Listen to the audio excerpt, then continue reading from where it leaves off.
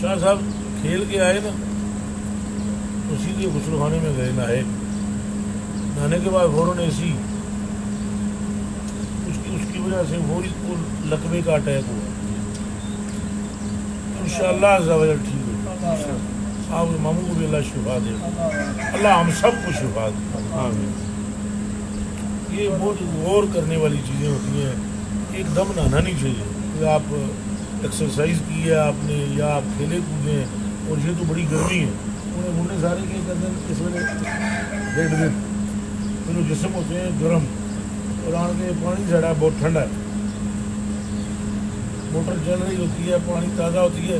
شاہ صاحب قبلہ کا ایک معمول ہے, پوری ٹنکی خالی نہ ہوا پھر باہر نہیں ہوتی.